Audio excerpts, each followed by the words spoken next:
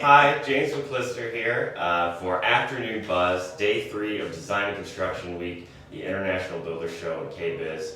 I am the editor of Custom Builder, as well as the editor of Products Magazine.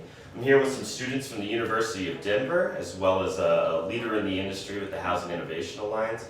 And we are here today to talk about products and processes and just ways that people can reduce the labor stress and at least the conversations that are going on and what you guys have seen. So if we can, let's go around the room, introduce yourself, give us your name, and tell us a little bit about what you've been seeing, what you've been hearing at the show as it pertains to labor and reducing that stress on the industry. Sure, absolutely. My name is Holly Noller, and here with the University of Denver, obviously, and my focus here on site has been largely in classes, and I'm learning about offsite technology and manufacturing, and the buzz. In those classes, I'm hearing industry professionals talk about their shortage of labor and the need for them to find ways to address that so that they can meet their projects on time and on budget. I mean, the thing is, I feel like labor has become such a pervasive, prevalent, and protracted issue that it's almost not even talked about. It's almost just assumed in the background. So if you're not asking specifically about it, it's like they just assume you know it, and it doesn't really come up that much. But hopefully that hasn't been the case, and at least people are still talking about having that conversation. To keep that going, if you want to introduce yourself, tell us a little bit about what you've seen, what you've heard at the show so far as it pertains to labor. Sure. Thanks, James. My name is Jeff Pope. I'm from Denver. Here at the Builder Show, I think we've all seen how off-site construction is helping the labor issues. I also am very interested in seeing how technology is being integrated into the construction industry in many different ways. But I think that's also helping companies reduce the amount of service calls that are needed for certain MEP systems and doing offsite diagnostics, things like that, allowing smart home capabilities with a lot of new products that are out there that I've seen, and it's really interesting to see how the two have kind of come together and helped each other out, the tech and the construction field. So that's been cool. A little side conversation I had just before filming this with the Home Innovation Research Lab with Ed Hudson, if you're familiar. We were going through some research data that the lab had produced, and one of the things they saw is that for indoor air quality, one of the sort of sections of builders that really cared about that was large national production builders. And of course all builders are getting more and more concerned with indoor air quality. But I was asking Ed, why is it that big builders are so concerned with indoor air quality versus, like a custom builder, which are concerned, but to a lesser degree? And he said it was for that very reason, is that the fear of, on this large scale, people getting warranty calls, people getting complaints about their air quality, the risk of that, having to go back and address those issues, was so great that it's investing in it now so that you don't have to face those problems in the future. But if anyone's watching, if they've watched the last few days, they probably know who this is. But for anyone new, why don't you go ahead and introduce yourself and tell us a little bit about I'm Betsy Scott with the Housing Innovation Alliance, and we're working in the production home building sector with builders and developers, predominantly trying to help them be better as businesses and deliver better product. So talent, Bronco Minute, shout out to Building Talent Foundation, is a main focus of ours, and also design and build. So there's a nice intersection between how can we look even at some of the new products in terms of, we think of floor cassettes and roof trusses and things as components, but a lot of manufacturers are thinking of how can I componentize and simplify the actual products I'm delivering so that they are easier to source the materials, so that they're easier to install, so that the labor doesn't have to be as skilled, the installation doesn't take as much time. So it's really been interesting to see products like deco lighting that I would say, you put the back of the light switch in and then you click the front of whatever you're using. It's like putting an ink cartridge in a printer. It's that simple. And there's some other cool things like that that are going on in the HVAC space with air distribution and what RIA is doing to kind of simplify that process. So, how can we think more like mini manufacturers to take some of the burden and the stress and the weight off of the Yeah. talent that we do have. But that certainly is a huge issue. No, certainly. I mean, and you've seen that in many categories. My tech, you mentioned floor trusses and making things simpler. Open web floor trusses that are built just so you can run wires and ducting and piping through without having to cut holes or mark. I mean, even that granular thinking is going into products these days. And those are huge sellers, so it is obviously making a big difference. But you guys are students, and I want to bring the focus back to you. Why don't you go around and tell us a little bit about what you're studying and sort of what you hope to achieve post-graduation work? Sure, absolutely. So I'm studying real estate at the University of Denver. The program is a real estate in the built environment. And I've been in real estate for about 18 years on the residential sales side, and I entered the program to be able to expand on that and become a developer, looking at trying to address the missing middle housing issue that we have, Yeah. as well as affordable housing, which are two different areas. But in understanding how I'm going to be able to do that on my micro level, I'm going to have to do it on limited resources, and also understand that where I'm at in Idaho, I'm in a resort area in Sun Valley, we have limited resources in terms of skilled labor. Yeah. And so off-site construction is going to be a large part of my scope, I believe, after the fact. So being here this week and traveling to Denver last week to visit some manufacturing facilities has been, it's provided me with an exceptional opportunity to learn about that in different companies like Precision Building Systems, Simple Homes, Fading West. All of them are addressing that category in different, ways. And so it's, So when you think of development after graduation, are you thinking these big master plan communities, kind of? Yeah, no, I'm thinking about infill. I'm going to find small parcels and develop it such that I probably wouldn't have more than 10 cottages. I'm thinking cottage infill development.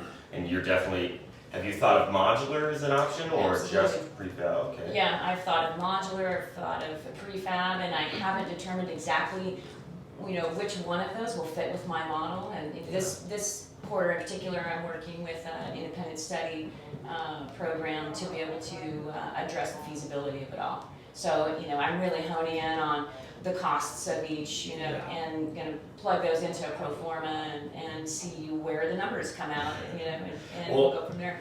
I mean, one of the through lines that we've had through a lot of these conversations is talking about prefab modular, and you're sort of in the perfect place because, Genesis right behind, you might see right behind Jeff, we're in the Genesis Home and Show Village. This is a factory built home. Just across the way you have Impreza, which is all modular. You have Boxable, which to your sort of stacking kind of playing, even on a macro scale, Boxable is very much a stackable, little customizable, modular built unit. So hopefully you're in the right place. Oh, absolutely. In fact, the Impreza modular, I'm very impressed with Yeah. the product, and that's actually the kind of product that I envision having in my development. So I'm pretty excited to learn more about their product. Yeah, and not to plug anyone too much, but I was speaking with the head of Impreza. Ken Sumler? Yes, shout out to Ken. Brilliant man, and I know his facility in Pennsylvania is set up such that he can produce any variety of custom modular home. Very impressed with the work, so obviously go over there, have a good conversation. Absolutely, thank you. Yeah, Jack, why don't you tell us a little bit about what you're studying and hope to kind of go forward and do after graduation? Yeah, sure. Yeah, I'm also in the real estate and built environment program at DU.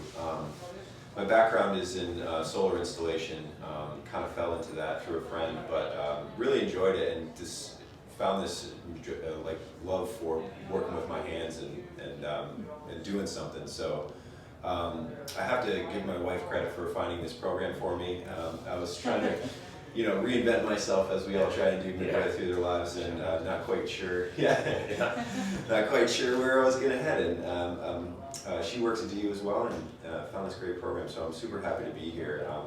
My thoughts for entering the program were doing kind of a fix and flip and having kind of a small, quiet company that I can control and have some friends involved and just keep it simple. I've always had kind of an entrepreneurial mindset, and it's hard to kind of work through how you're going to start and how you're going to do things. So it's been great learning and hearing people's stories here at this conference, and seeing how they got their start and what network connections they made, and how it all came together for them. So I'm just really excited to be here, and just everybody that I've met has been so awesome and willing to share all this great information, and yeah, it's been a great experience so far. I'm still in the beginning part of my program, so we'll see how things go from there.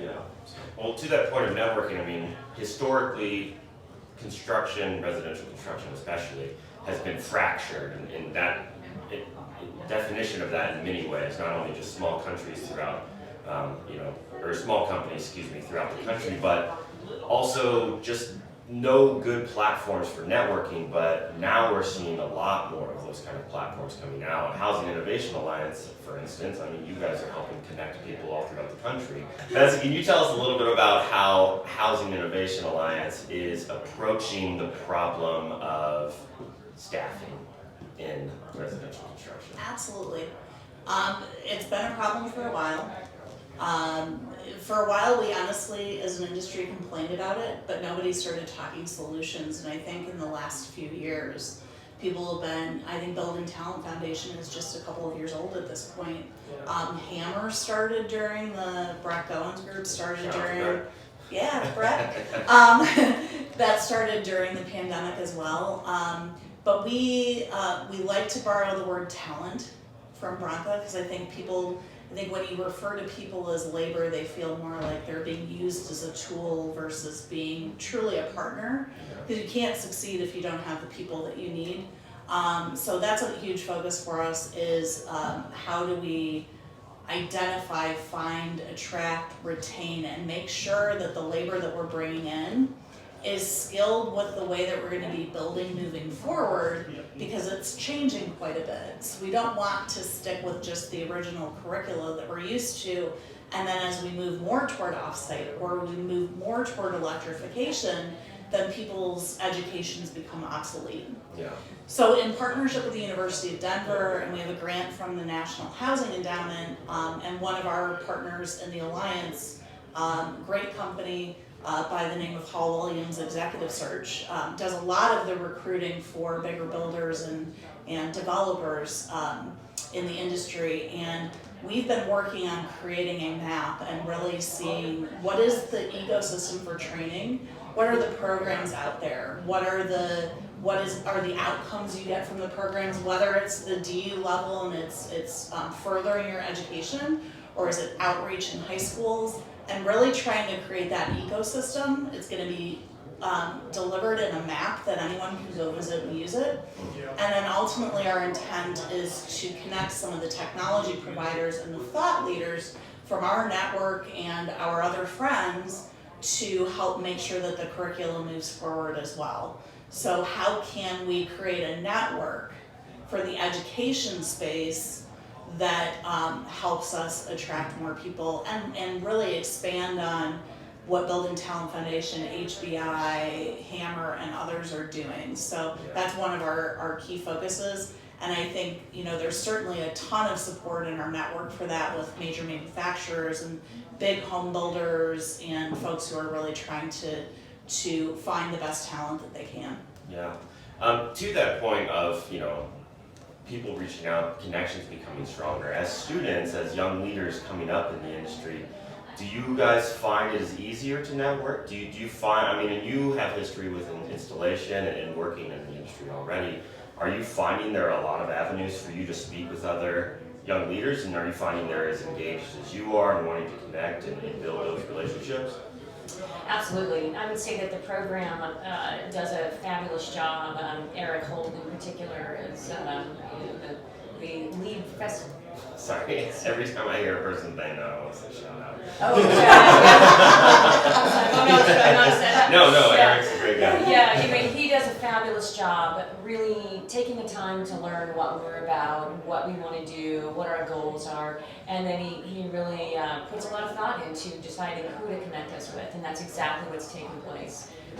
He's connected me with a variety of different people, made those introductions, and that's what prompted me to take the trip last week. So even amongst ourselves, I think that, you know, we find ourselves learning about each other, what everyone wants to do and what their aspirations are, and talking about the potential to collaborate on some of those projects, you know, post-graduation. Yeah. And when you think about, you know, flipping and sort of building and rehabbing houses, where are you imagining that you're going to pull your labor from? I mean, is this something you dipped your toe in already, where you kind of have faced this problem? Yeah, I mean, to give you a simple answer, friendships. You know, it's making those connections, but also becoming close with people and trying to cultivate a friendship. But back to Betsy's point too about changing this kind of social stigma around the trades and not calling them laborers, calling them specialists or talent. I think that's the biggest hill we have to climb right now, because that, like Mike Rowe was saying at the beginning opening ceremonies, how they took shop out and then there was this kind of push towards tech and getting into an office setting, and that was kind of like the image that young kids were trying to achieve. And I think we're now kind of stepping back and realizing we pushed them too hard in this direction. We need to kind of pull back and realize that the trades are something we need. They are valued. They are something that you should try and strive for and want to be in that field. Even if you're a plumber and you're down there, fixing the pipes, it's not that you failed in life. It's that you're succeeding doing that, and that you're helping not only your customer but your workforce. And I think that's important to when a good company comes together. They're almost like a good friendship group. So that's kind of what I'm hoping to achieve by all the networking that we've been doing this week. So I mean, that's a really good point about just even the language, which is just such an easy fundamental thing to change. I mean, I'm sure, I don't know, maybe you guys haven't heard about this, but the switch from calling subcontractors subs to trades partners, it's just right. that humanizing people, building real relationships, treating them as, I hesitate to call it a more sophisticated approach to the industry, but definitely more of a, let's elevate these positions to professionals, not just laborers, as the... Well, yeah, they're your equals. right. Yeah, You exactly. need them to want to work with you as much as you want to work with them. So I think, absolutely partnership. In your work, I mean, obviously you partner with a lot of these groups. Have you noticed there being a rise in interest in people getting involved in the trades? I'm not sure that I'm close enough to it there. I think it's more of, I'm on the demand side and trying to solve the demand side issue. Yeah. So there's a super, amount of interest there.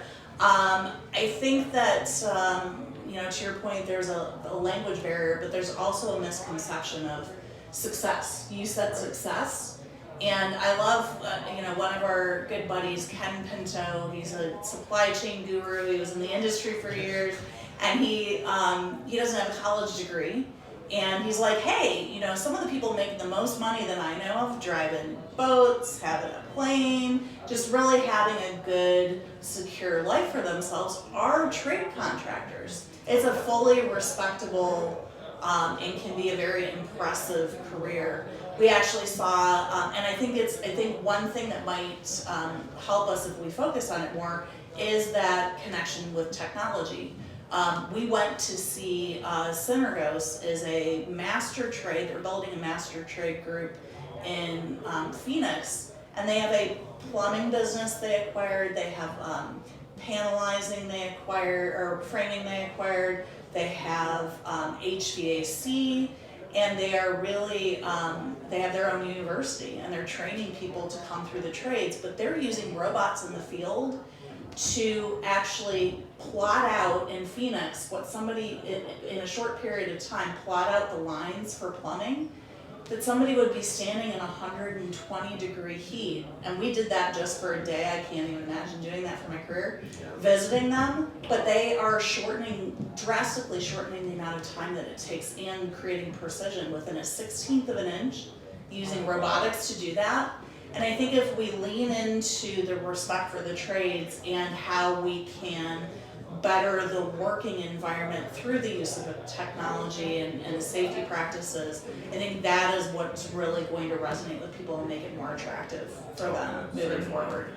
I won't be able to do the developments that I'm, planning to do without professionals, that are in the skilled, trade area. So I'm more high level and, want to create the concept and understand how to put it together, but I certainly can't do it. It boils down to it. Absolutely, I need everybody, yeah. I think also we're seeing this kind of shift in the workforce right now.